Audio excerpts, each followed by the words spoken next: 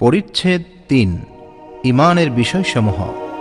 মহান আল্লাহ তাআলার বাণী, ليس البر أن تولوا وجوهكم قبل المشرق والمغرب ولكن البر من آمن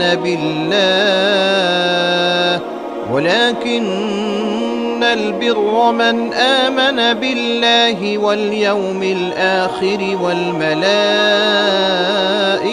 والكتاب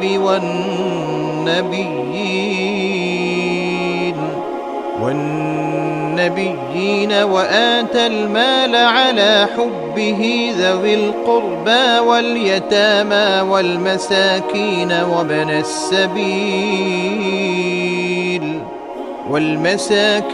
وابن السبيل والسائلين وفي الرقاب وأقام الصلاة وآتى الزكاة والموفون بعهدهم إذا عاهدوا والصابرين في البأساء والضراء وحين البأس أولئك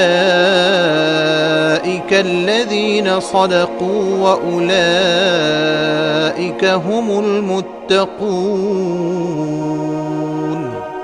পূর্ব এবং পশ্চিম দিকে তোমাদের মুখ ফেরানোতে কোনো কল্যাণ নেই, কিন্তু কল্যাণ আছে কেউ আল্লাহ তাআলার উপর ঈমান আনলে, আখিরাত, ফেরেশতাগণ, কিতাবসমূহ ও নবীগণের উপর ঈমান আনলে এবং আল্লাহর মহব্বতে আত্মীয় স্বজন, ইয়াতীম, অভাবগ্রস্ত, মুসাফির, সাহায্য প্রার্থীদের এবং দাসত্ব মোচনের জন্য সম্পদ দান করলে, সালাত কায়েম করলে ও যাকাত দিলে এবং ওয়াদা দিয়ে তা পূরণ করলে, অর্থ সংকটে, দুঃখ কষ্টে ও যুদ্ধকালে ধৈর্য ধারণ করলে, তারাই সত্যপরায়ণ ও তারাই মুত্তাকী।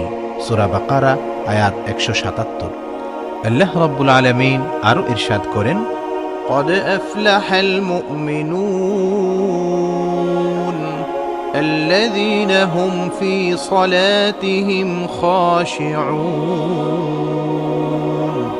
অবশ্যই সফলকাম হয়েছে মুমিনগণ যারা বিনয়, নম্র নিজেদের সালাতে। সূরা মুমিনুন আয়াত ১-২। হাদিস ৮।